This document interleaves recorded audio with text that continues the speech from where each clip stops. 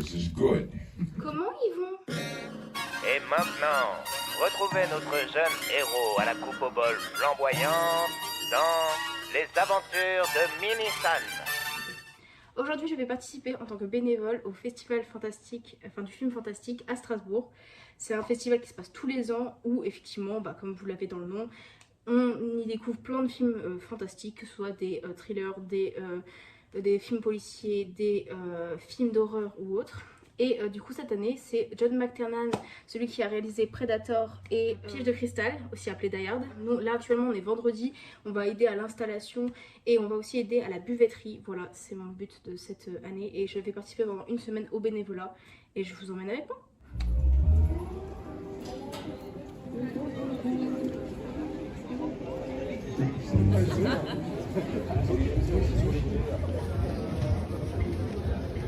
Et surtout, on a nos petits badges là avec nos têtes, tout ça. Ça fait tellement pro. Bon, mon service il est demain et il y a assez de gens, je pense. Du coup, je n'ai pas besoin de faire de service ce soir. Un peu deg, mais en même temps, je vais pouvoir manger. Et on va un peu unboxer ce que j'ai eu. Bon, il y a deux trucs, donc c'est pas exceptionnel, mais c'est là. Déjà, j'ai eu ma petite accréditation. Et ça, c'est classe de ouf. Donc là, je vais être comme ça en mode regarder. J'ai fait le festival, j'ai fait le festival fantastique, ouais, on peut le dire, C'est le t-shirt. Bon là, vous voyez pas ce que c'est à l'envers, j'ai pris en M, j'avoue qu'il claque un peu. Je ne sais pas si on le garde. J'espère qu'on le garde, ça me ferait trop kiffer. Genre, je suis là en mode, je me balade dans la vie. Genre, trop stylé, tu vois. Franchement, il est validé, il me va super bien. Mais j'espère qu'on le garde, en fait. Moi, je pense qu'on le garde. Parce que, pourquoi le... On y croit, moi j'y crois. Premier jour en tant que bénévole, mais je suis explosée, c'est la fin de mon service, il est genre 22 h, je suis rentrée chez moi. J'ai pas beaucoup filmé parce que c'est le début et que c'était un peu le rush. J'ai juste une vidéo pour vous illustrer à quel point c'était le dawa parfois. Voilà, je suis fatiguée. Et sachez que les gens sont adorables, j'ai rencontré que des pépites, que des gens incroyables. Et quel plaisir en fait, quel plaisir. Je viens d'aller voir donc 8,5 qui était de Fellini, qui est un réalisateur italien, 1960, 70, 80, en gros pour faire simple. La séance était présentée par John McTiernan, donc j'ai pu rencontrer. Who has seen McCabe and Mrs. Miller? Le deuxième film. Okay. Well, this is good. 8.5 is one of the, I don't know, 4 or 5 most important. En même temps, on en a profité parce qu'il y avait des gens qui filmaient pour aller leur demander et tout, comment ils filmaient, pourquoi et tout, et aller peut-être récolter des petits numéros. Voilà, c'est cool. Et on a aussi rencontré un gars qui fait des revues avec ses potes, et du coup, ils ont fait genre, ils se font un marathon de films pour le festival, c'est hilarant. Je crois qu'ils regardent une 60aine de films, ça n'a aucun sens. Le festival dure 2 semaines, hein, je rappelle, donc ça n'a aucun sens, vraiment. C'était très sympathique et vraiment, j'ai passé un très bon moment. Ce soir, c'est Piège de cristal.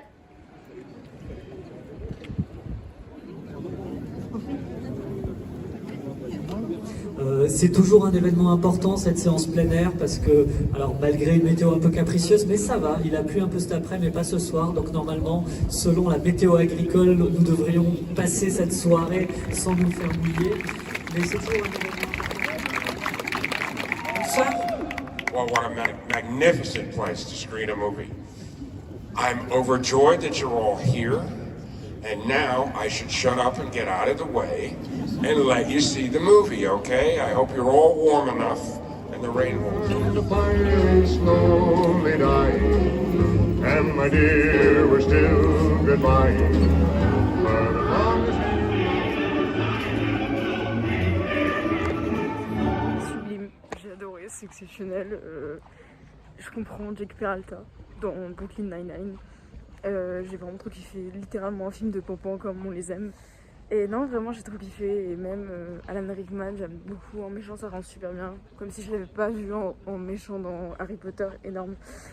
Non, on l'a regardé en VF, un peu déçu parce que j'avoue j'aurais bien aimé la VO pour avoir le full acting de Alan Rickman, parce que je trouve sa voix très incroyable et elle fit très bien avec le fait d'être un méchant. Mais en VF ça rend très bien quand même. Puis je trouve que ça, en fait c'est les VF des années 80 et moi ça me rappelle beaucoup les films des années 80 que mes parents m'ont fait découvrir. Du coup en fait ça a été Et du coup, j'étais contente. C'est vraiment film de Noël parfait. Par contre, parce que du coup, à la fin, il y a la musique de Noël et ça, quel plaisir. Bonne découverte et non, je pense que ça rentrera dans un film à revoir, voilà, de temps en temps. Un bon conseil à vous recommander. Je suis arrivée à 9h pour mon service, mais il n'y a personne. Et on est mercredi, il est 9h et il n'y a personne. Je vais pouvoir vous montrer à quoi ça ressemble. Donc là, il y a plusieurs bières. Je vais m'occuper des bières dimanche. Et ça, c'est là où on récupère les plats pour les donner aux gens. Voilà, voilà. Donc, je vais vous présenter un peu la salle. Parce qu'il n'y a personne, en attendant, autant faire quelque chose. Donc ça, là-bas, c'est la buvette. Et là, il y a plein d'endroits pour se poser et tout. Et là, c'est la scène où bah, il y a des DJ qui viennent faire un petit mixte et tout. La déco est vraiment super stylée, j'aime trop. C'est un peu mood guinguette, tranquille. Il y a les anciens posters des anciennes années. Et ils ont même eu l'idée de faire on dirait vraiment, ils ont posé des petits bretzels sur chaque table. Parce que du coup, on a plein de paquets de bretzels, mais on sait pas quoi en foutre, quoi, parce qu'ils sont juste littéralement gratuits. Du coup, on dirait un peu genre un peu une chasse aux œufs de Pâques. Ben, sachez qu'il n'y a personne. Vraiment, c'est le vide complet.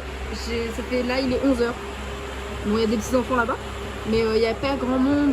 Notre service n'est pas immense. Sachez que du coup, je suis accompagnée de Caroline. Voilà. On s'est découvert il y a genre à peu près 2 heures. Mais on s'était déjà vu sur les trucs. Et elle est en L1 cinéma comme moi. Ouais. On adore le cinéma. C'est non, en fait, on veut toutes les deux se casser à Paris après.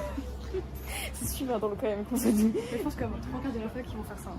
Bah, en vrai, oui, la fac, ça intéresse pas grand monde. Genre, hormis les gens qui veulent vraiment faire les lettres. Ah, moi non plus. En tout cas, il y a full. On s'occupe de la caisse et tout. Mais il y a vraiment personne.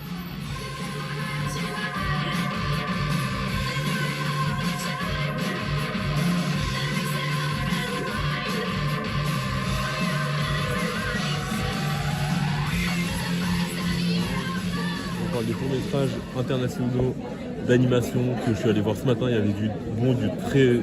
Non, pas du très bon. Il y avait du bon, du moins bon. Ouais, et du coup, voilà. Il y avait un truc par IA, du coup, comme je te disais. C'était bizarre, ça se voyait que c'était de l'IA, c'était pas ouf. En fait, il y avait juste une histoire qui était intéressante, mais que... En fait, c'est un diaporama, donc c'était pas hyper intéressant. Enfin, c'était un mix des deux, mais en vrai, c'était plus pas ouf que bien. Français, qui vient du Nord, très chelou, avec une meuf qui avait des nouilles dans la chatte.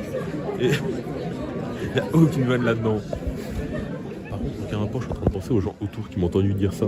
Ça doit être très bizarre. Donc actuellement, nous sommes à une lecture de court-métrage. Donc voilà, c'est très beau, c'est vraiment très mignon, je trouve vraiment trop beau. Ah, mais t'as pas vu... Après-midi. Là, on va enchaîner les lectures des courts-métrages. À la fin, il y aura une petite session de questions-réponses avec les auteurs. Donc, s'il vous plaît, réfléchissez à des petites questions si vous avez pour eux. Et voilà, on enchaîne. Qui est cette personne qui passe sous les fenêtres de nos enfants avec son fil? Qui est-il pour se permettre de dérouler un fil dans tout le centre-ville en plein après-midi comme ça, hein? Qui est-il? Si vous lui dites... Mais pourquoi? Pourquoi faire? Au pied du vieil immeuble. Là, on va regarder la même chose, mais pour les longs métrages. Et donc, après, on va filer pour aller voir Shaun of the Dead, parce que c'est les 20 ans de Shaun of the Dead. Ça commence. Elle est allongée sur le canapé. Sa peau est couverte d'une couche de sueur reluisante. Sa dégoutine sur ses doigts. Il y a là la queue. Sachant qu'en fait, nous, en tant que bénévoles, on a des places gratuites, mais il faut venir à la fin du truc en mode genre est-ce que je peux venir dans cette séance, il reste des places? Mais en tout cas, il faut prier pour qu'il reste des places et qu'on y aille. Mais je rêve, s'il vous plaît, dites-moi qu'on peut y aller. Le trio, le réalisateur et puis ces deux comédiens, Simon Pegg et Nick Frost. Nick Frost que vous avez pu voir notamment hier soir dans le film de minuit. Vous voyez, il y avait quelque part... C'est comme si le planète s'alignait un peu, mais elles ne se sont pas alignées tant que ça en fait. Hein. Parce que pour le coup, il n'était pas disponible, mais pas de frustration. Edgar Wright nous a quand même envoyé une vidéo pour vous parler du film, pour célébrer cet anniversaire. Donc une vidéo spécialement faite pour le public de Strasbourg. Ce qui m'oblige fort heureusement à me taire. Je vous laisse avec le maître et je vous souhaite une excellente séance. Hey everyone at the Strasbourg European Fantastic Film Festival. I'm Edgar Wright, the director and co-writer of Shaun of the Dead. I also play a zombie in one of the final scenes, so look for me falling flat on my face. I really hope you enjoy this special screening of my newly remastered film for its 20th anniversary. I cannot believe it's been 20 bloody years. And really that all started with a phone call from George Romero. Myself and Simon really wanted George to see the movie because it was totally inspired by him. And he was sent a print of it to Florida where he was on holiday, and he watched it alone in the cinema with a security guard from Universal. And me and Simon thought it was hilarious that a security guard was there at all because it suggested that maybe George would pirate the movie himself. And if anybody should pirate the movie and profit from it, it should be George Romero. So we thought that was pretty funny. And then later that night, he called us in London, and I remember vividly being on the phone talking to George Romero, without whom the film just wouldn't exist. And him telling us that he loved it meant everything. So we miss him terribly, and it was great to get to know him through this movie. So I just wanted to say, rest in peace, George, we love you. And we wouldn't be here without you. I also just wanted to say a big thank you to Studio Canal and Carlotta. I wish I could be there with you all, and please enjoy 20 bloody years later, Shaun of the Dead. Ton avis, s'il te plaît, sur Shaun of the Dead. Alors à la base je pensais que ça serait comme Snatch, c'est-à-dire j'aime pas du tout. Fais gaffe, tu vas te prendre un vélo. Ouais, en mode j'aime pas du tout, un humour un peu lourd, tout ça. Et au final je trouve l'humour bien fait, bien dosé. Et les scènes d'action elles sont vraiment bien. Je suis toute contente. Je suis toute contente parce que c'est un film que j'aime bien. Ça fait pas partie de mes films préférés, mais ça fait partie des films que j'apprécie beaucoup et qui me font plaisir à revoir. Si t'as bien aimé Shaun of the Dead, je te conseille de regarder Hot Fuzz, ainsi que... Et au Syntex, il y a Megalopolis à 20h20. Ok, on y va. Du coup, on va voir Megalopolis. Le changement de plan, il est... Ouais, on devait aller voir Coco, je crois. Ouais, Coco, c'est ça? Non, pas Coco. On devait aller voir... J'ai déjà oublié. Comment ça s'appelle? Il pleut, c'est un plaisir. Il commence à pleuvoir, j'adore. Du coup, je disais, si t'as bien aimé Shaun of the Dead, je te conseille de regarder Hot Fuzz et Le Dernier Pub avant la fin du monde, qui sont dans le même thème et qui, du coup, ils parlaient de ça, ils parlaient de la Cornetto Trilogy, c'est ça. Puis, pour le coup, c'est le cas de le dire, mais j'aurais été dégoûté pour toi que tu loupes le film, sachant qu'il y a eu le petit message de début. Sachant que oui, et il a dit, j'ai trop le seum, il a dit qu'il pouvait pas ramener les trois. À ça, d'avoir Simon Pegg, qui est un de mes acteurs préférés. J'étais là en mode... J'avoue que... Faut se dire qu'on a eu les dernières places. En plus, on a vraiment de la chance. D'ailleurs, petite anecdote sur du coup Shaun of the Dead, c'est inspiré de La Nuit des Morts Vivants. Donc c'est le réalisateur dont il parle. George Romero. C'est ça, George Romero dont il parle au début.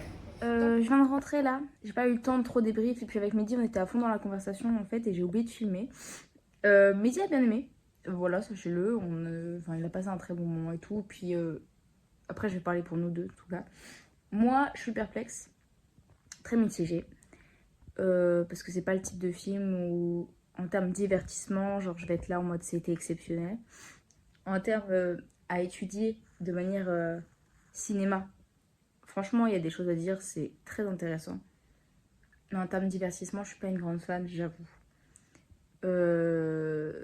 Mais par contre, il y a vraiment une recherche esthétique et il y a vraiment cette idée de dénoncer la culture américaine et la surconsommation américaine. Mais j'aime pas trop comment c'est construit en termes de scénario, en termes d'histoire. Je suis pas très fan. Voilà. Cette caméra m'avait manqué. So, sorry that I can't be with you right now. Actuellement, en Ukraine, les hommes ne peuvent plus du tout sortir du pays. Toute personne âgée de plus de 18 ans est interdite de sortir du pays puisqu'ils sont enrôlés, pas de force, mais c'est un enrôlement obligatoire pour être mobilisés à tout moment parce qu'ils craignent une grande attaque russe à tout moment. Et en interne, en Ukraine, on commence à réfléchir si on ne va pas abaisser l'âge à 16 ans, voire à 15 ans, pour mobiliser les gamins sur le front. Voilà la réalité des choses aussi sur le... Du coup là on va voir quoi déjà? Bad Mail. Non, Si. Non, c'est... Mad Maid. Non, c'est Dead Mail, je sais plus, bref. Ouais, bref, un truc. Voilà. Alors, ton avis? Je viens de regarder You Are the Universe. Ouais, You Are the Universe. Le film est très sympa. Je sais pas, il y a eu combien de budget. En tout cas, on dirait qu'il y a eu énormément de budget alors qu'ils étaient en guerre. Donc, je sais pas d'où est-ce que ça sort. Théorie de blanchissement d'argent. Comment tu retiens ça d'un film, bro? Mais moi, c'est ma théorie sur les Marvel actuels. Ouais, sympa. Toute la lenteur de ce qui se passe dans l'espace, on nous fait bien ressentir. À tel point que sur le début du film, on fait un peu chier. Personnellement, je me suis pas fait chier sur le début du film. Ouais, mais moi, un peu d'ennui. Après, peut-être parce qu'on a mangé et que j'étais un peu KO. D'accord. Est-ce que tu peux me filmer pour que je fasse ma review? Non. Ok, merci. Alors du coup, merci. Alors, mon avis, moi j'ai adoré, j'ai trouvé ça vraiment mignon et tout. Et en vrai, au début, j'étais en mode ouais, vers où ça va. Et en fait, je trouve que c'est très bien filmé. Genre les transitions, c'est vraiment bien. Il y a des belles transitions, c'est incroyable. Avec le robot, tout ça, là, c'est vraiment bien. Et puis il y a des voilà, comme tu dis, on sent bien le fait que c'est lent dans l'univers parce qu'il est tout seul et tout. J'ai adoré alors désolé, je sais pas, mais le truc en mode genre le robot fait croire que du coup. Oui, d'où. Incroyable, j'étais là en mode mais. Oui, carrément. Oh, le truc. Voilà. Mais c'était super, en tout cas j'ai adoré. Donc là on enchaîne avec Dead Mail, voilà. Vous amenez des thrillers indépendants américains. On en a un autre en sélection cette année qui est à Desert. Et les deux propositions sur un canevas finalement assez semblable ne pourraient pas être plus éloignés. Pour ce film-là, Dead Mail, ce qui nous a touché, je crois, c'est avant tout l'identité et la texture du film. Le film, qui est signé un duo de cinéastes qui travaillent ensemble depuis l'époque de leur court-métrage, restitue l'ambiance, le ton du Midwest américain des années 80, l'histoire d'un employé des postes qui s'emploie à traquer des colis perdus. Ouais. C'est le meilleur film qu'on ait vu depuis le début, je crois. Dans le sens où, déjà visuellement, le fait que ce soit filmé en 16 mm, c'est fou parce que visuellement, ça rapporte tellement de choses. Et en fait, c'est hyper étrange parce que ça se voit que c'est la technologie du numérique au niveau des objectifs, tout ça. Enfin, je veux dire, la profondeur de champ est magnifique. Même la gestion des couleurs, tout ça est incroyable. Mais le tout avec l'effet dégueulasse de la pellicule, donc c'est génial. Oh la claque! Enfin, surtout, ça fait très Shining. Ça se voit que c'est énormément inspiré dans la manière dont c'est filmé. Le fait qu'on est surtout sur des gros plans, le fait de manipuler. L'acting aussi, je trouve. Ouais, j'allais y venir justement. L'acting est malade mental, donc je crois vraiment que c'est le meilleur film qu'on ait vu depuis le début. Je ne saurais ajouter autre chose. Je suis assez d'accord, je trouve que l'ambiance sonore, il y a une vraie recherche sur l'ambiance sonore. Ouais, et ce qui est génial avec l'ambiance sonore, c'est que même s'ils utilisaient des sons qu'on avait déjà entendus 1000 fois, en fait ça faisait pas kiff, ça faisait pas... on n'avait pas d'infli, donc on a utilisé ces sons-là. Ouais, je suis d'accord. Il y a vraiment cette ambiance sonore qui s'installe, cette esthétique qui s'installe, qui fait qu'on a vraiment l'impression... Moi j'ai vraiment eu cette impression de mélange de fan footage. Oui, surtout au début. Surtout au début, mais aussi du coup fan footage, mais en fait je sais pas, après ça c'est très personnel, mais j'ai vraiment eu cette sensation de fan footage et un peu de backroom, je sais pas comment expliquer, mais moi j'ai eu cette sensation. Oh, de fan footage et quoi? De backroom. Oui, pareil. Je trouve qu'il y a un mood backroom, je saurais pas expliquer comment, mais je trouve que en fait les pièces sont assez vides. Oui, ça. Donc il y a vraiment une idée de backroom et de vide, et on dirait qu'il y a personne dans le monde, tu vois ce que je veux dire? Ça. Après, le fait que la colorimétrie soit très jaune. C'est ça. Et le fait que, je sais pas, il y a une ambiance étrange qui... C'est ça, il y a une ambiance étrange et un malaise constant qui fait qu'on a l'impression de se retrouver dans des backrooms un peu bizarres, tu vois. Du coup, je trouve que c'est vraiment super bien géré. L'ambiance est vraiment magnifiquement gérée. Ça se sent que c'est un événement, enfin je veux dire, c'est bondé. Regarde derrière. Oui, en vrai, il y a du monde. Hein. Il est 20h, c'est-à-dire qu'au ciné, il n'y a personne en général. Là, c'est pour Interstellar. La salle est blindée, c'est obligé. Il y a un peu de monde, Mehdi. Hein.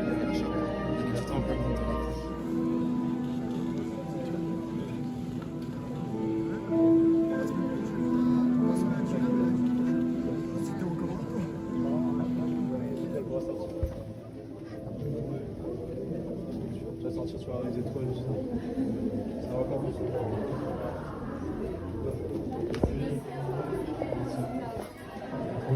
Ça, je me dis que jamais un film ne me fait sentir comme ça. Jamais. Ben,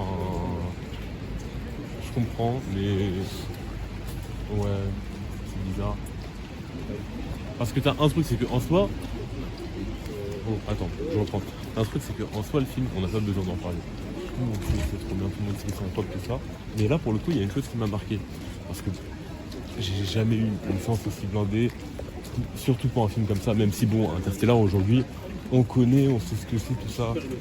Mais là, le truc, c'est que ce qui m'a marqué, c'est que quand on est sorti, quand tu regardais les gens, t'avais des gens qui étaient en train de pleurer, t'avais des gens qui débriefaient du film en mode, les meufs derrière nous, elles étaient en mode ouais, c'est trop triste, pendant tout le film, elle en a voulu, tout ça.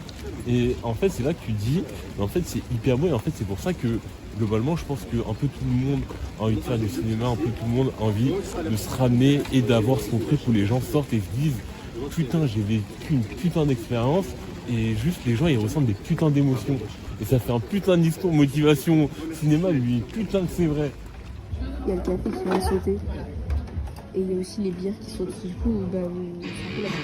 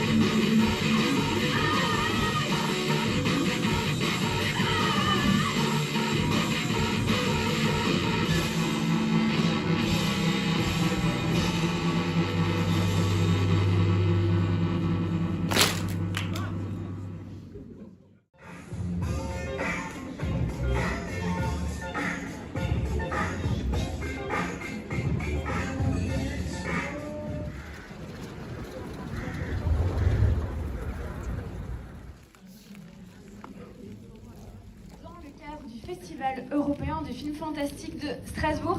C'était assez émouvant pour moi de vous voir faire le clap pour une des dernières fois. Si vous voulez le faire encore une dernière fois, éventuellement vous pouvez venir voir la plateforme 2 qu'on va projeter juste après en film de clôture. Le film, donc on part du côté de l'Allemagne pour un film qui est germano-américain. Et qui est réalisé par Tilman Singer. On part vers du surréalisme et c'est une vraie folie horrifique. Donc vraiment, ça va cracher de partout.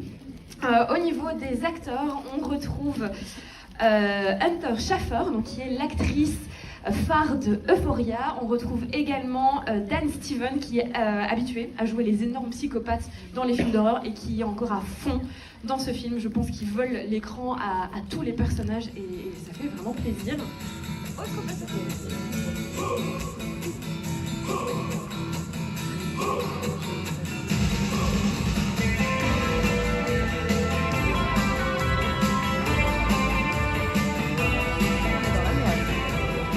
Alors, je viens d'aller voir du coup le dernier... Attends, j'ai pas fini. Je viens d'aller voir mon dernier film du festival, qui est Coucou, du coup. Alors, et La vie de Mehdi. Alors, aucun rapport, mais pourquoi derrière il y avait une grand-mère avec un petit truc rond comme ça, on dirait sniffer de la côte. Et alors, aucun rapport, mais. Tu comptes parler du film ou. Ouais, mais attends, j'ai des trucs un peu. Ce matin, du coup, on a fait un baccalauréat, et surtout, j'ai volé ça. Enfin, je sais pas si c'est volé ou pris, mais en gros, c'est un. Oui, c'est un dessous de truc de bière, mec. Ouais, mais vu qu'il est stylé et que c'est Nosferatu. Ouais, j'en ai plein. Je pense que j'en piquerai un demain au dernier truc. Moi, je voulais surtout lui, vu que c'est Nosferatu et c'est vraiment le truc le plus stylé de toutes les éditions, quoi. Vraiment. Le film. Il est horrible. Horrible dans le bon sens ou dans le mauvais sens? En fait, le problème, c'est que le film a trop marché sur moi. Dans le sens où pendant le film, je me ramenais, je me bouchais moi-même les oreilles comme as. J'étais à fond dans mon siège, alors que en soi, en termes d'histoire, c'est pas le truc le plus wow de tous les temps. Mais en fait, c'est trop efficace. Et je pense que c'est ça le truc pour décrire le film. Le film est trop efficace et trop bien. J'ai flippé sa mère. J'ai flippé sa mère. J'étais là en mode oh merde. En fait, c'est qu'en plus, j'avais trop peur de sursauter toute seule sur mon siège. Du coup, j'étais là en mode ok, Elsa, on sait qu'il y a un screamer, prépare-toi au screamer. Ouais. C'était vraiment. Il m'a vraiment flippé. Il y a une petite ambiance de Shining. Ils l'ont dit au début, mais c'est clairement visible. Ouais, mais c'est. Mais par contre, je trouve qu'il y a une ambiance de Shining dans le fait que il y a des plans avec ils sont dans la montagne seuls. Enfin, je trouve qu'il y a cette ambiance quand même qui s'insère, tu vois. T'as un truc, c'est que le plan, la séquence d'ouverture du film, avant que ça rentre dans la voiture, si c'était que des plans paysage, j'aurais été là en mode vous foutez vraiment de ma gueule. C'est vraiment la même chose, genre.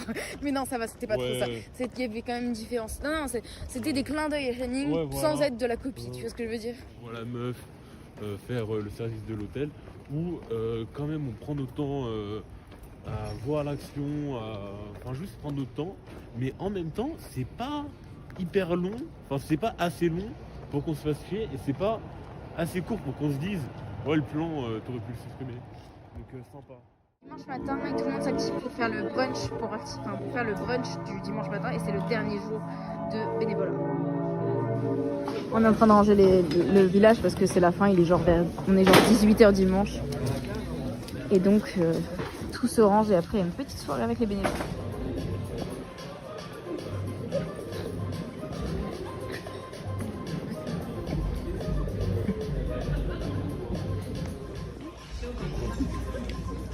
Personne n'en a. Ça dessine vraiment à l'arrache, à la dernière minute. Et avant ça, il nous a dessiné moi, Hugo et Elsa. On y est tous passés.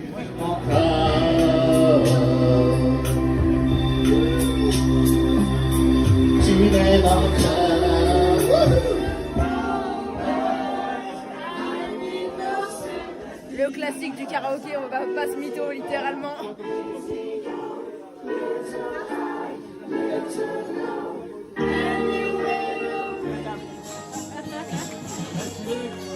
Il y a plus que de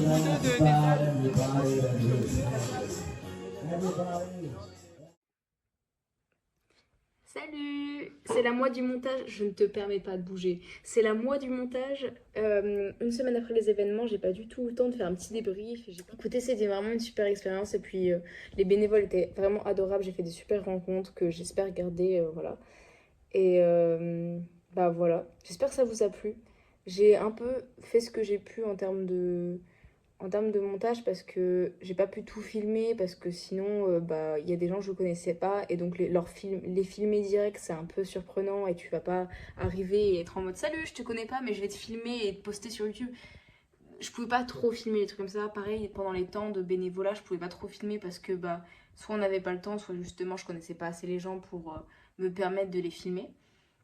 Mais en tout cas, j'essaie de montrer un maximum ce qui s'est passé pendant ce bénévolat et pendant ce festival. Et voilà, j'espère que ça vous a plu. Et puis, on se retrouve à une prochaine fois. Et voilà.